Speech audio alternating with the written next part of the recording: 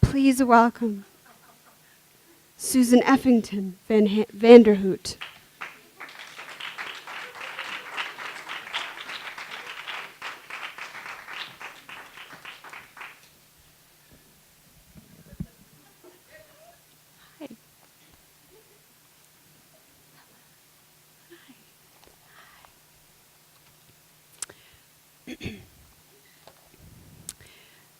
As a female CEO in a male-dominated field, people often ask me how I got to where I am today. In this book, I'll be outlining a few simple tricks and tips on how any woman can succeed as a woman in business. Woman. Businesswoman. If you behave like a man, they will find you off-putting and ignore you. But if you behave too much like a woman, they will definitely ignore you. Instead, simply establish a strong, but not too threatening, presence while completely denouncing every single thing about being a woman. For example, dress and groom yourself impeccably. Men ignore women that they don't find attractive. However, avoid clothing that is too sexy, fluid, or feminine. For best results, shop entirely at Burlington Coat Factory. The men in your office should find your face formidable, pleasant, tolerable. Yet, they should have no clear idea about what your body looks like. You see, men fear what they want to fuck. Do not upset their feelings. Arrive early to meetings and take a seat at the table closest to the air vent. This will facilitate the smell of all your bodily scents filling up the room. Introduce your scent every chance you get. Subtly set up camp in your coworkers' nasal cavities. They won't know why they feel so comfortable in your presence. When the office is empty, carefully smear the edges of the boardroom table with small amounts of your vaginal secretions. Familiarity breeds trust.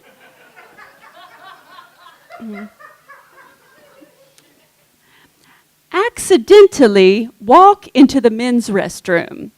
Apologize, laugh, and then glance down. Then, just before you exit, say in a very businesslike and clearly non-sexual manner, "Hey, nice penis." Do this exactly twice a week. Repeated intrusive behaviors establish dominance.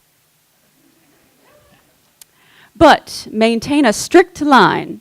If a coworker sends you a picture of his penis, don't report him to HR. This makes you a cold fish, or a wet blanket, or a cunt. Instead, simply send him a picture of a similarly sized penis. This expresses solidarity.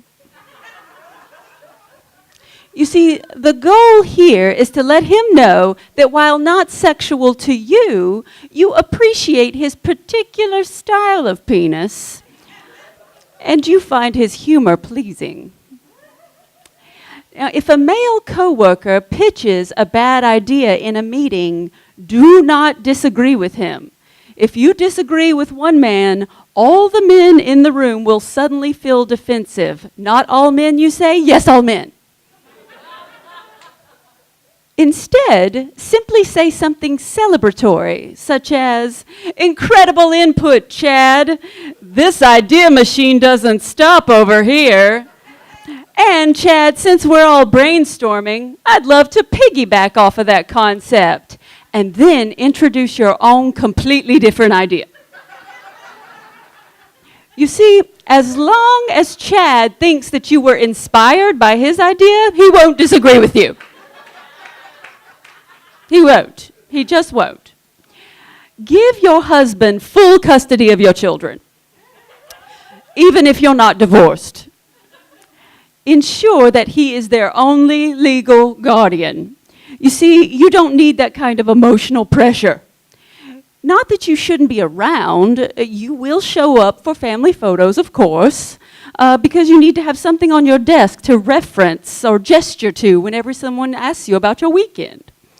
However, if you want to get ahead, you are going to have to mimic the shitty parenting styles of all the men in your office. It is exhausting.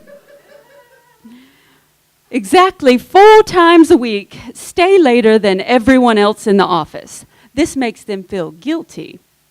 Once a week, however, change into a full racquetball outfit, complete with goggles. And then leave early without explanation. If anyone asks, just throw out an offhand comment like, the French never sleep. Or something like, well, the best deals don't get made in boardrooms, finger guns. Then you can just simply drive to Jamba Juice and get yourself a strawberry banana smoothie with an immunity booster because, bitch, you've earned it.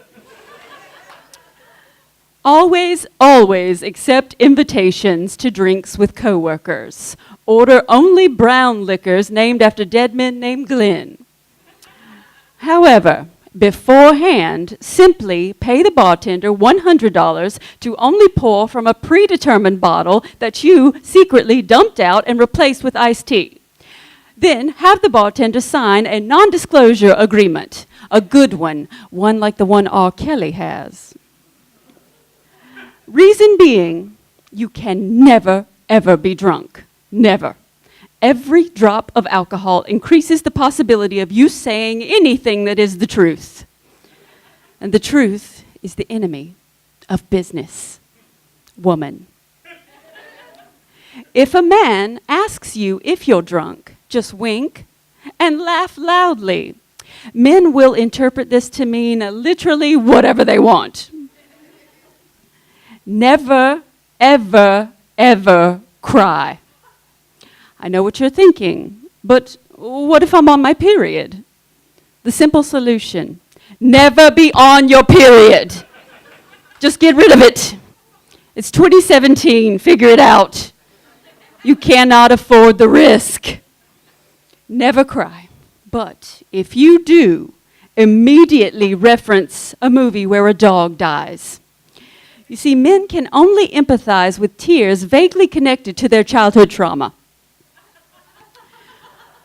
Also, if anyone sees you cry for the next 8 work days, simply start at least one conversation a day with the phrase, "The problem with women is," and you have to end at least 3 pitches with the phrase, "and that's why men just need their space." This will reestablish safety. Never, ever, ever defend the wife of a coworker, even though you know she's right. Never. You must always maintain that no woman could understand or appreciate him, except you, of course. You're different. You're an anomaly. You are his lady buddy. You are not his work wife. Work husbands and work wives are for people who don't have the stones to go through with affairs. I guarantee that if you simply follow all of these steps while walking the invisible space between gender norms, also stay friendly, firm, and non-threatening, then you too will have at least a 70% chance of getting that promotion. Unless, of course, some dude owes another dude a favor. Thank you.